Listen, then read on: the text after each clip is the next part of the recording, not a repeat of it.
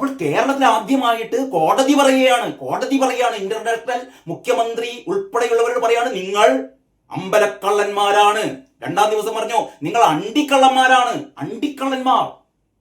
ഒരു ഇങ്ങനെ നാണം കെട്ട കാര്യമുണ്ടോ? എൻ്റെ ഒരു സുഹൃത്ത് പറഞ്ഞു, ഞങ്ങൾ അണ്ടി ഞങ്ങൾ കട്ട ഇങ്ങക്കെന്താ, ഞങ്ങളെ അണ്ടി ഞങ്ങൾ കട്ട ഇങ്ങക്കെന്താ കോൺഗ്രസ്സേ എന്ന് ജാഥ വിളിച്ചു പോയത്രേ. അതായത് കശുവണ്ടി ഇറക്കുമതി ചെയ്തിട്ട് പതിനായിരങ്ങൾ കൊള്ള ചെയ്ത സംഘം, കശുവണ്ടിക്കൊള്ള, അതാണ് അണ്ടിക്കൊള്ള എന്ന് പറയുന്നത്. തെറ്റിദ്ധരിക്കേണ്ട, വേറെ അണ്ടിയൊന്നുമില്ല. അപ്പൊ ഈ അണ്ടിക്കൊള്ള നടത്തിയ ആൾക്കാർ, അപ്പൊ ഞങ്ങൾ അണ്ടി ഞങ്ങൾ കക്കും, നിങ്ങൾക്ക് എന്താ കോൺഗ്രസ്സേ, നിങ്ങൾക്ക് എന്താ BJP-ക്കാരെ എന്ന് സഖാക്കന്മാര് അന്തംഗമ്മികള് ജയ് വിളിച്ചു പോയ നാടാണ് ഇത് കേട്ടോ. രാഹുൽ ഗാന്ധി അടുത്ത ഹൈഡ്രജൻ ബോംബ് പൊട്ടിക്കേണ്ടതേ നരേന്ദ്രമോദിക്ക് എതിരെ അല്ല കേട്ടോ. ആളിവിടെ ഉണ്ട്. ഏറ്റവും വലിയ വോട്ട് ജോലികൾ CPM-കാരാണ് എന്ന് അതിനുള്ള ഏറ്റവും വലിയ തെളിവാണ് വൈഷ്ണയുടെ വോട്ട് വെട്ടിയത്. ഇപ്പം സഖാക്കന്മാരൊക്കെ ഇപ്പൊ ഉടുത്തയില്, ഞാൻ പറയുന്നില്ല അങ്ങനെ ഉടുത്തയിൽ ചെയ്ത പോലെ എന്ന് പറയല്ലോ, അങ്ങനെ നടക്കുകയാണ് കേട്ടോ. തലയും കുമ്പിട്ട് തലയിൽ തോർത്തുമുണ്ട് ഇട്ടിട്ട് നടക്കുകയാണ്. ഞാൻ നേരത്തെ പറഞ്ഞ പോലെ ഇന്നലെ വരെ വിളിച്ചത് അമ്പലക്കള്ളൻ പോൾ, ഇന്നലെ മുതൽ വിളിക്കാൻ തുടങ്ങിയത് അണ്ടിക്കള്ളൻ പോൾ. ഇപ്പൊ വോട്ടുകള്ളൻ. അങ്ങനെ അമ്പലക്കള്ളൻ, അണ്ടിക്കള്ളൻ, വോട്ടുകള്ളൻ, ഇമാതിരി ബഹുമതികളോടെ ഇന്റർനാഷണൽ പിണറായിയുടെ നേതൃത്വത്തിലുള്ള നമ്മുടെ ഇടതുപക്ഷ ടീം എങ്ങോട്ട് പോവുകയാണ്? തിരഞ്ഞെടുപ്പിനെ അഭിമുഖീകരിക്കുകയാണ്. മറക്കരുത് 9. ഞാൻ സാധാരണ ഈ പിണറായിക്കെതിരെ വീഡിയോ ചെയ്യുന്നൊക്കെ പറയുന്ന ആൾക്കാർ തെറ്റിദ്ധരിക്കരുത്. നിങ്ങളെല്ലാവരും ആർക്ക് തന്നെ വോട്ട് ചെയ്യണം? പിണറായിക്ക് തന്നെ വോട്ട് ചെയ്യണം. കാരണം കുറച്ചുകൂടി ബാക്കിയുണ്ട് ശബരിമലയിൽ. കുറച്ച് അണ്ടി കൂടി ബാക്കിയുണ്ട്. കുറച്ച് അതിദരിദ്രർ കൂടി ബാക്കിയുണ്ട്. അവരെ കൂടി ഇല്ലായ്മ ചെയ്യണം, അവരെ കൂടി കൊന്നൊടുക്കണം. അതിനു വേണ്ടിയിട്ട് സ്പെഷ്യലായിട്ട് ആശുപത്രി സംവിധാനമൊക്കെ അവിടെ ഉണ്ട് കേട്ടോ. വീണ ജോർജ്, ഞാൻ പറഞ്ഞു കഴിഞ്ഞാൽ പിന്നെ കൂടിപ്പോകും. അതുകൊണ്ട് തൽക്കാലം നിർത്തുകയാണ്. ഇതാണ് ഇന്നത്തെ മാതൃഭൂമിയുടെ ഏറ്റവും പ്രധാനപ്പെട്ട ഒരു വാർത്തയാണ് ശബരിമലയിലെ തിരക്കിൽ ഹൈക്കോടതിയുടെ വിമർശനം. നിയന്ത്രിക്കാൻ ഒരു സംവിധാനവുമില്ലാതെ കുഞ്ഞു കുട്ടികൾ ഉൾപ്പെടെ മണിക്കൂറുകളോളം ശ്വാസം മുട്ടിയിട്ട് ബാരിക്കേഡ് എടുത്ത് ചാടുന്നു. കുടിക്കാനൊരു തുള്ളി വെള്ളമില്ല, മൂത്രമൊഴിക്കാനുള്ള സൗകര്യമില്ല, വിശന്ന് വലഞ്ഞ് ശ്വാസം വിടാൻ പോലും പറ്റാത്ത രീതിയിലുള്ള ഒരു ഭയാനകമായ അവസ്ഥയായിരുന്നു നമ്മൾ കണ്ടത്. 8 കോടി രൂപക്ക് പന്തൽ, 8 കോടി രൂപക്ക് ശീതീകരണ പന്തൽ, വിഭവസമൃദ്ധമായ സദ്യ, കോടികൾ ചെലവഴിച്ചിട്ട് നമ്മളൊരു ആഗോള സംഗമം നടത്തി. ഈ ആഗോള സംഗമം കഴിഞ്ഞ ഒരു 2 മാസം മുമ്പല്ലേ, ആഗോള സംഗമത്തിന് ചെലവ് 8 കോടി രൂപ കേട്ടോ. എന്തിനായിരുന്നു പറയും സംഗമം? ലോകത്തുള്ള തീർത്ഥാടകരെ വരുത്താൻ വേണ്ടിയിട്ട്. അല്ലെങ്കിൽ തന്നെ നമുക്കറിയാം ഏതാണ്ട് ഒരു ദിവസം 70,000, 75,000, പരമാവധി 50,000 ആൾക്കാരൊക്കെ ശബരിമലയിൽ പ്രവേശിക്കാൻ പറ്റുള്ളൂ. കാരണം 18ാം പടി കയറുമ്പോൾ അത് വളരെ കുത്തനെയുള്ള കയറ്റമാണ്. ഒരു രണ്ടാൾക്ക് വരെ അടുത്തടുത്ത് കയറി പോകാനേ പറ്റുള്ളൂ. ശബരിമലയിൽ പോയ ഒരാളെന്നുള്ള രീതിയിൽ ഞാൻ വളരെ കൃത്യമായിട്ട് പറയാം. ഞാൻ പോയ കാലത്ത് ഈ 18ാം പടി സ്വർണം പതിച്ചിട്ടില്ല കേട്ടോ. അതിന് മുമ്പാണ് പോയത്. അന്ന് ഞങ്ങളൊക്കെ പോകുന്ന കാലത്ത് ഈ 18ാം പടിയിൽ വെച്ചിട്ടാണ് നമ്മൾ തേങ്ങ ഉടക്കുക. അതായത് ആദ്യത്തെ തവണ ശബരിമലയിലേക്ക് പോവുകയാണെങ്കിൽ 1ാം പടിയിൽ തേങ്ങ ഉടയ്ക്കും, 2ാം പ്രാവശ്യം പോവുകയാണെങ്കിൽ 2ാം പടിയിൽ അടയ്ക്കും, 3ാം തവണ പോവുകയാണെങ്കിൽ 3ാം പടിയിൽ, അങ്ങനെ 4, 5 അങ്ങനെ 18 പടികളിലും തേങ്ങ ഉടച്ചുകൊണ്ടാണ് ഭക്തന്മാർ കയറി. അതൊരു നമ്മൾ പറഞ്ഞറിയിക്കാൻ പറ്റാത്തൊരു അനുഭവമാണ് കേട്ടോ. കാരണം നമ്മളിങ്ങനെ ഈ 18ാം പടിയിൽ ഇങ്ങനെ കയറി പോകുമ്പോൾ തേങ്ങാ വെള്ളത്തിന്റെ ആ വഴുവഴുപ്പ് നമ്മൾ തെന്നി വീണു പോകും. അപ്പോൾ പോലീസുകാർ നമ്മളെ സഹായിക്കാനുണ്ടോ, നമ്മളെ കൈയൊക്കെ പിടിച്ച് നമ്മളെ കയറ്റുകയാണ് ചെയ്യുക. അങ്ങനെ ഈ തണുത്ത ഈ തേങ്ങാ വെള്ളത്തിൽ കൂടെയാണ് നമ്മളിങ്ങനെ സ്വാമിയെ കാണാൻ വേണ്ടിയിട്ട് പോകുക കേട്ടോ. അതിൻ്റെ ഇടയിൽ ആൾക്കാർ ഇങ്ങനെ ഓരോ പടിയിലും തേങ്ങ ഇങ്ങനെ ഉടച്ചുകൊണ്ടിരിക്കുന്നുണ്ടാവും. അപ്പോൾ ഞാൻ പറഞ്ഞുകൊണ്ട് വരുന്നത്, അതിലൂടെ 1 മിനിറ്റിൽ കയറി പോകാൻ പറ്റാവുന്ന ആൾക്കാർക്ക് ഒരു ലിമിറ്റ് ഉണ്ട്. അങ്ങനെ എത്ര സ്പീഡിൽ വലിച്ചു കയറ്റിയാലും പരമാവധി 70,000-75,000 ആൾക്കാർക്കൊക്കെ അവിടെ ഒരു ദിവസം പടി കയറാൻ പറ്റുള്ളൂ. ഇതുപോലെ അറിയാതെ കയ്യും കണക്കില്ലാതെ സ്പോട്ട് ബുക്കിംഗ്, പല വഴിക്കും അയ്യപ്പന്മാരെത്തുക, അവരെ നിയന്ത്രിക്കാൻ അവിടെ സംവിധാനങ്ങളില്ല, ശൗചാലയങ്ങളില്ല, മൂത്രമൊഴിക്കാനുള്ള ഒരു സംവിധാനമില്ല, വെള്ളം കുടിക്കാൻ വെള്ളം കൊടുക്കുന്നില്ല, ഭക്ഷണം കൊടുക്കുന്നില്ല, വിരിവെക്കാൻ പിന്നെ ചോദിക്കാനില്ല. ഇങ്ങനെ ഒരു സൗകര്യം ഏർപ്പെടുത്താതെ എന്നിട്ട് ഇവര് 8 കോടിക്ക് മറ്റേ മഹാസംഗമം നടത്തിയിരുന്നു കേട്ടോ. എന്തിനു വേണ്ടിയിട്ട്? ആർക്ക് വേണ്ടിയിട്ട്? അപ്പോൾ ഇതിനൊക്കെ കാരണം അന്നേ പറഞ്ഞിരുന്നു, ഇതിനൊക്കെ രാഷ്ട്രീയ കാരണമുണ്ട്. ഞങ്ങൾ ഹൈന്ദവ വിശ്വാസികൾ ഒപ്പമാണ്. വരാൻ പോകുന്ന തെരഞ്ഞെടുപ്പിൽ ഞങ്ങൾക്ക് വോട്ട് ചെയ്യണേ, ഞങ്ങളൊക്കെ അയ്യപ്പ ഭക്തന്മാരാണ് എന്ന് തെളിയിക്കാൻ വേണ്ടിയിട്ടാണ് ഈ പറയുന്ന കാരണഭൂതല്ല, ഇന്റർനാഷണൽ മുഖ്യമന്ത്രി അയ്യപ്പന്റെ വിഗ്രഹം വരെ ഇയാൾ ഇയാൾ വാങ്ങിയിരുന്നു. നമ്മളൊക്കെ ഞെട്ടിപ്പോയതാണ്. പിണറായി വിജയൻ അയ്യപ്പന്റെ വിഗ്രഹം, അതിന്റെ ഒരു മിനിയേച്ചർ പതിപ്പ് പിണറായിക്ക് കൊടുത്തിരുന്നു. അങ്ങനെ ഇന്റർനാഷണൽ മുഖ്യമന്ത്രി അത് വാങ്ങിയിരുന്നു. അങ്ങനെ ഇന്റർനാഷണൽ മുഖ്യമന്ത്രി അവിടെ സുദീർഘമായ ഭഗവത്ഗീതയൊക്കെ കോട്ട് ചെയ്തിട്ടുള്ള ഒരു പ്രസംഗമൊക്കെ നമ്മൾ കേട്ടതാണ്. അപ്പൊ ഇതിനൊക്കെ ഉദ്ദേശം ഒന്ന് മാത്രമേ ഉണ്ടായിരുന്നുള്ളൂ, ഈ ഭക്തന്മാരുടെ കണ്ണ് പൊടിയിടുക. ഞങ്ങൾ നിങ്ങൾക്കൊപ്പമാണ്. പണ്ട് ചെയ്ത പാതകങ്ങൾ, പണ്ട് ഈ വിശ്വാസികളെ മുഴുവനും അറസ്റ്റ് ചെയ്ത് ഓടിച്ച് ഇവിടെ യുവതികളെ പ്രവേശിപ്പിച്ച് ഹൈന്ദവരുടെ ആചാരങ്ങൾ മുഴുവൻ ലംഘിപ്പിച്ച് അങ്ങനെ ഹൈന്ദവരെ മുഴുവൻ വെറുപ്പിച്ച് ഹൈന്ദവരെ മുഴുവൻ ശത്രുക്കളാക്കി അവസാനമാണ് തെരഞ്ഞെടുപ്പിൽ പടപടേന്ന് അറിഞ്ഞാണ്ട് തോൽക്കാൻ തുടങ്ങിയപ്പോഴാണ് ബോധം വന്നത്.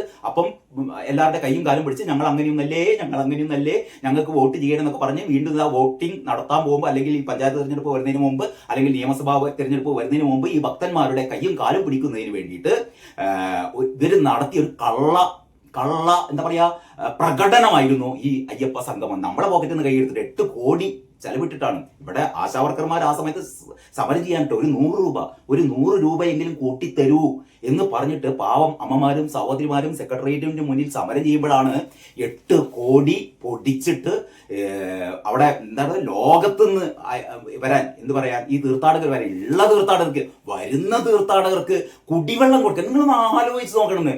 ഒരു വരുന്ന ആൾക്കാർക്ക് കുടിവെള്ളം കൊടുക്കുക.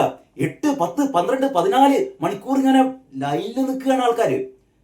അവർക്ക് വെള്ളം കൊടുക്കുക, മൂത്രമൊഴിക്കാനുള്ള സൗകര്യം ഏർപ്പെടുത്തി കൊടുക്കുക. ഇതൊന്നുമില്ലാതെ 100,000 കാര്യങ്ങൾ പറയാനുണ്ട് കേട്ടോ. അപ്പോഴാണ് ഹൈക്കോടതി പറയാണ്, ശ്വാസം മുട്ടി മരിക്കാൻ വിടില്ല. ഇന്റർനാഷണൽ മുഖ്യമന്ത്രി ഭരിക്കുന്ന കേരളത്തോട് പറയാണ്, ഇന്റർനാഷണൽ മുഖ്യമന്ത്രിയുടെ സർക്കാരിനോട് പറയാണ് കേട്ടോ, നിങ്ങൾ ഒന്നിനും കൊള്ളാത്തവരാണ്. നിങ്ങൾ ഇന്റർനാഷണൽ മുഖ്യമന്ത്രിക്കായിരിക്കും, പക്ഷെ നിങ്ങൾ ഒരു ചുക്കിനും ചുണ്ണാമ്പിനും കൊള്ളാത്തവരാണ് എന്ന് ഹൈക്കോടതി പറയുന്നത് എത്രാമത്തെ പ്രാവശ്യമാണെന്നറിയോ? ഓർമ്മിക്കണം. അതായത് അവിടുത്തെ കട്ടിളപ്പാളിയും മറ്റേ ദ്വാരപാലക വിഗ്രഹവും വാതിൽപ്പാളിയും സ്വർണം പൊതിഞ്ഞത് മുഴുവനും കടത്തിക്കൊണ്ടു പോയപ്പോ അവിടെ ഒന്നും സംഭവിച്ചിട്ടില്ല എന്ന് പറയുമ്പോഴാണ് ഹൈക്കോടതി തന്നെ വിജിലൻസിനോട് ആവശ്യപ്പെടുന്നത്, പോയി അന്വേഷിച്ച് റിപ്പോർട്ട് തരൂ. ആ റിപ്പോർട്ട് നോക്കിയപ്പോഴാണ് ആ കൊള്ളകളുടെ ഒരു വ്യാപ്തി ഹൈക്കോടതിക്ക് മനസ്സിലായത്. ഉടനെ ഹൈക്കോടതി പറഞ്ഞു, ഞങ്ങൾ ഇതാ ഒരു അന്വേഷണ സംഘത്തെ തയ്യാറാക്കുന്നു. ഹൈക്കോടതി തന്നെ തയ്യാറാക്കിയ അന്വേഷണ സംഘം അവരോട് പറഞ്ഞു, അന്വേഷിക്കാൻ ആഴ്ചക്ക് റിപ്പോർട്ട് തരണം, വേറെ എവിടെയും ആ റിപ്പോർട്ട് കൊടുക്കരുത്, ഇവിടെ തന്നെ റിപ്പോർട്ട് തരണം എന്ന് പറഞ്ഞാൽ ഹൈക്കോടതി, ഒരുപക്ഷെ കേരളത്തിൽ ആദ്യമായിട്ടാണ് ഹൈക്കോടതി പറയുന്നത്, ഈ സർക്കാരിന് ഒരു പ്രതിബദ്ധതയുമില്ല, ഒരു അന്വേഷണവും നടത്തില്ല. എന്നിട്ട് കോടതി തന്നെ ഈ അന്വേഷണം നടത്തുകയാണ്, കോടതി തന്നെ അന്വേഷണം നടത്തിപ്പിക്കുകയാണ്. ശരിക്കും അന്നൊക്കെ രാജിവെച്ച് പോകേണ്ടതാണ്. പിന്നെ എന്തിനാണ് ഇങ്ങനെയൊരു സർക്കാർ? കോടതി പറയാണ് നിങ്ങൾ പറ്റൂല, ഞാൻ നടത്തിക്കോളാന്ന് കോടതിയിലെ ജഡ്ജി പറയാണ്. അങ്ങനെയുള്ള ജഡ്ജിയാണ് കഴിഞ്ഞ ദിവസം പറഞ്ഞത് നിങ്ങൾ അഴിമതിക്കാർക്കൊപ്പമാണെന്ന്. അതിന്റെ മുന്നേ പറഞ്ഞത് നിങ്ങൾ ആർക്കൊപ്പമാണ്? നിങ്ങൾ സ്വർണ്ണ കൊള്ളക്കാർക്ക്, അമ്പല കള്ളന്മാർക്കൊപ്പമാണ്. അപ്പോൾ കേരളത്തിൽ ആദ്യമായിട്ട് കോടതി പറയുകയാണ്, ഇന്റർനാഷണൽ മുഖ്യമന്ത്രി ഉൾപ്പെടെയുള്ളവരോട് പറയാണ്, നിങ്ങൾ അമ്പലക്കള്ളന്മാരാണ്. 2-ാം ദിവസം പറഞ്ഞു നിങ്ങൾ അണ്ടിക്കള്ളന്മാർ. ഇങ്ങനെ നാണം കെട്ട കാര്യമുണ്ടോ? എൻ്റെ ഒരു സുഹൃത്ത് പറഞ്ഞു, ഞങ്ങൾ കെട്ട നിങ്ങൾക്കെന്താ, ഞങ്ങൾ കെട്ട നിങ്ങൾക്കെന്താ കോൺഗ്രസ് എന്ന് ജാഥ വിളിച്ചു പോയത്രേ. അതായത് കശുവണ്ടി ഇറക്കുമതി ചെയ്തിട്ട് 10,000 കൊള്ള ചെയ്ത സംഘം, കശുവണ്ടിക്കൊള്ള, അതാണ് അണ്ടിക്കൊള്ള എന്ന് പറയുന്നത്. തെറ്റിദ്ധരിക്കേണ്ട, വേറെ അണ്ടിയൊന്നുമില്ല. അപ്പൊ ഈ അണ്ടിക്കൊള്ള നടത്തിയ ആൾക്കാർ, അപ്പൊ ഞങ്ങൾ കക്കും, നിങ്ങൾക്കെന്താ കോൺഗ്രസേ, നിങ്ങൾക്കെന്താ BJP-ക്കാരെ എന്ന് സഖാക്കന്മാര് അന്തംഗമ്മികള് ജയ് വിളിച്ചു പോയ നാടാണ് ഇത് കേട്ടോ. അപ്പം അമ്പലക്കള്ളന്മാർ, അണ്ടിക്കള്ളന്മാർ. ഇപ്പതാ ശബരിമല ഭക്തന്മാരോട് ദേഷ്യം തീർക്കുകയാണ്, ശബരിമല ഭക്തന്മാരോട് വിരോധം തീർക്കുകയാണ് ഇവര്. എന്താണെന്നറിയോ, ഞങ്ങളെ കൊള്ളയടിക്കാൻ അനുവദിക്കുന്നില്ല, ഞങ്ങളെ കൈയിട്ട് വരാൻ അനുവദിക്കുന്നില്ല ഈ കോടതിക്ക് എന്ത് കാര്യം? ഇത് നമ്മളെ പി എസ് പ്രശാന്ത് ഒരു മാസം 1.5 മാസം മുമ്പ് ചാനലുകളോട് പറഞ്ഞതാണ്, കോടതിയാണ് പ്രശ്നം, ഞങ്ങൾക്ക് ഇവിടെ ഒന്നും ചെയ്യാൻ പറ്റുന്നില്ല. അന്ന് മൂപ്പര് അങ്ങനെ പറഞ്ഞത്, അന്ന് ഇവിടെ ഞങ്ങൾക്ക് ഒന്നും ചെയ്യാൻ പറ്റുന്നില്ല, കോടതി എല്ലാത്തിനും കോടതി ഇങ്ങനെ നിയന്ത്രണം വരുത്തുന്നു. നിങ്ങൾ നോക്കിയാൽ അറിയാം, സോഷ്യൽ മീഡിയയിൽ ഇപ്പോഴും ഉണ്ട്. ഏഷ്യാനെറ്റിൽ പി എസ് പ്രശാന്ത് എന്ന് പറയുന്ന ഇത് ജയകുമാർ വരുന്നതിന് തൊട്ട് മുമ്പ് ഇറങ്ങിപ്പോയ പി എസ് പ്രശാന്ത് ഉണ്ടല്ലോ, പി എസ് പ്രശാന്ത് പറയാണ്, ഞങ്ങൾക്ക് ആകെ ഒരു സ്വാതന്ത്ര്യം ഇല്ല, എല്ലാത്തിനും കോടതി കോടതി കോടതി, ഇവിടെ ഭക്തന്മാർ വരെ മര്യാദയ്ക്ക് വരുന്നില്ല, പേടിയാണ് എല്ലാവർക്കും, ഞങ്ങൾക്ക് ഉദ്യോഗസ്ഥന്മാർക്കൊക്കെ പേടിയാണ്. എന്തിനാണെന്നറിയോ, ഇവര് കൊള്ള നടത്താൻ വേണ്ടിയിട്ട് പറയാണ് ചങ്ങായി. അപ്പോ ഇതിനെയൊക്കെ നിയന്ത്രിച്ചുകൊണ്ട് കോടതി പറയാണ്, പിണറായി സഖാവേ, ഇന്റർനാഷണൽ സഖാവേ, മാറി നിക്ക്, ഞങ്ങൾ നോക്കിക്കോളാന്ന് കോടതി പറയാണ്. നമ്മുടെ ഏക ആശ്വാസം അതാണ്. അങ്ങനെയാണ് കോടതി പറയുന്നത്, ശ്വാസം മുട്ടി മരിക്കാൻ വിടില്ല. അപ്പൊ ശ്വാസം മുട്ടി മരിക്കാൻ വിടുന്നത് ആരാണ്? ശ്വാസം മുട്ടി മരിക്കാൻ വേണ്ടിയിട്ട് തീർത്ഥാടകരെ വിട്ടത് ഇന്റർനാഷണൽ മുഖ്യമന്ത്രിയാണ്. പക്ഷെ നിങ്ങൾ വോട്ട് ചെയ്യണേ. 9, 11 തീയതികളിൽ അത് മറന്നു പോകരുത്. ഇരട്ടച്ചങ്കന് തന്നെ ഇരട്ടച്ചങ്കനല്ല, കാരണബോധമല്ല, ആരാണ്? ഇന്റർനാഷണൽ മുഖ്യമന്ത്രിയുടെ പാർട്ടിക്ക് വോട്ട് ചെയ്യണം. പക്ഷെ ആ പാർട്ടി ഏത് പാർട്ടിയാണെന്ന് അറിയോ? ശ്വാസം മുട്ടി മരിക്കാൻ തീർത്ഥാടകരെ വിടുന്ന പാർട്ടിയാണ്. അപ്പൊ കോടതി പറയാണ്, ശ്വാസം മുട്ടി മരിക്കാൻ വിടില്ല. ഒരു ഫോട്ടോ കണ്ടില്ലേ? 2 മാളികപ്പുറങ്ങൾ ആ ഇരുമ്പ് കമ്പിയിൽ തലചായ്ച്ച് ഉറങ്ങുകയാണ് കേട്ടോ. ഒരു കമ്പീന്റെ മേലെ തലചായ്ച്ചുറങ്ങുന്ന 2 മാളികപ്പുറങ്ങൾ. ആ ദൃശ്യങ്ങളൊക്കെ കാണാം. ആന്ധ്രയിൽ നിന്നും കർണാടകയിൽ നിന്നൊക്കെ വന്ന മാളികപ്പുറങ്ങളാണ്. കണ്ടൂടാ കുട്ടികളുടെ മുഖം. അപ്പോഴും ഒരു കൈകൂപ്പാണ്. അയ്യപ്പനെ കൈകൂപ്പിക്കൊണ്ട് മണിക്കൂറുകൾ വെള്ളം കുടിക്കാതെ, ഒന്നും മൂത്രമൊഴിക്കാൻ പോകാൻ പറ്റാതെ. പറഞ്ഞിട്ടെന്താ കാര്യല്ലേ? മണിക്കൂറുകളോളം വരിയിൽ കാത്തുനിന്ന് അവശരായതോടെ നടപ്പന്തലിലെ കമ്പിയിൽ തലവെച്ചുറങ്ങുന്ന ഇരട്ട സഹോദരിമാരായ ഭദ്രയും രുദ്രയും. അവരുടെ ഫോട്ടോ ആണ് മാതൃഭൂമി കൊടുത്തത്. ഇന്റർനാഷണൽ മുഖ്യമന്ത്രി കാണണം കേട്ടോ.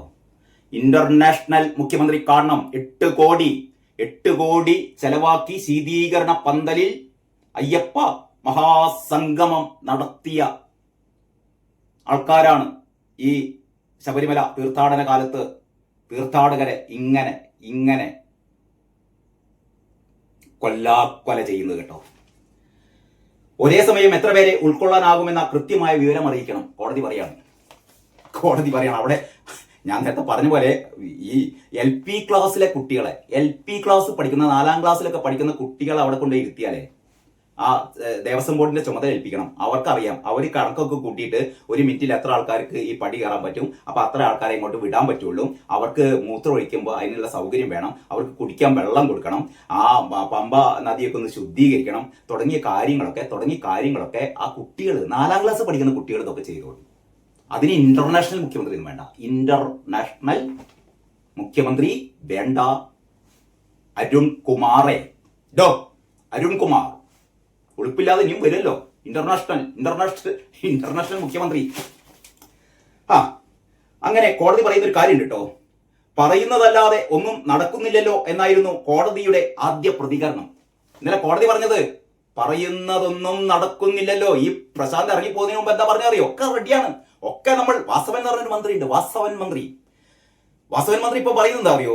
എന്താണ് പറയാ, ഈ തിരഞ്ഞെടുപ്പിനോടനുബന്ധിച്ചുള്ള ചില എന്താ പറയാ നിയന്ത്രണങ്ങളുണ്ട്. തിരഞ്ഞെടുപ്പിനോടനുബന്ധിച്ചുള്ള നിയന്ത്രണങ്ങളെ കൊണ്ടാണ് ഒന്നും ചെയ്യാൻ പറ്റാത്തതെന്ന്. അത് ആകെ 10 ദിവസമായിട്ടുള്ള വന്നിട്ട് 10 ദിവസമായിട്ടുള്ള തിരഞ്ഞെടുപ്പിനോടനുബന്ധിച്ചുള്ള നിയന്ത്രണങ്ങൾ വന്നിട്ട് അല്ലേ? ഇതൊരു 6 മാസം 7 മാസം അതായത് ഒരു സീസണിന്റെ മുന്നേ തന്നെ ചെയ്യേണ്ടതാണ്. 1 വർഷം മുമ്പ് തുടങ്ങേണ്ടതാണ് ഈ പരിപാടികളൊക്കെ. ഇപ്പോഴാണ് ജയകുമാർ വന്നതിന്റെ ശേഷമാണ്. ജയകുമാർ പോലും പറഞ്ഞു, ജയകുമാറിന് പറയാൻ പരിമിതികളുണ്ട്. കാരണം ഈ സർക്കാർ നിയോഗിച്ച, ഈ സർക്കാരിന്റെ അധികാര സ്ഥാനത്തിരിക്കുന്ന ജയകുമാർ എന്നിട്ടും പറഞ്ഞു, ഇതൊക്കെ നേരത്തെ ചെയ്യേണ്ടതായിരുന്നു. ഒന്നും ചെയ്തില്ല. എവിടെ ചെയ്യാൻ തിരക്കെന്തിനായിരുന്നു? ആ ശബരിമല ശ്രീകോവിലിലെ അവസാന തരി പൊന്നും, ഒരു തരി പോലും നഷ്ടപ്പെടില്ലെന്നാണ് പറയുന്നത്. ഇവരുടെ ലക്ഷ്യം അവസാന തരി പൊന്നുപോലും അടിച്ചെടുക്കുക എന്നതായിരുന്നല്ലോ. ഇന്റർനാഷണൽ ആര്? ഇന്റർനാഷണൽ മുഖ്യമന്ത്രിയുടെ നേതൃത്വത്തിലുള്ള ദേവസ്വം ബോർഡിന്റെ ലക്ഷ്യം. അതിനെയാണ് ഹൈക്കോടതി പറയുന്നതല്ലാതെ ഒന്നും നടക്കുന്നില്ലല്ലോ എന്നായിരുന്നു കോടതിയുടെ ആദ്യ പ്രതികരണം. തിരക്ക് നിയന്ത്രിക്കുന്നതിൽ ഒരേകോപനവുമില്ല.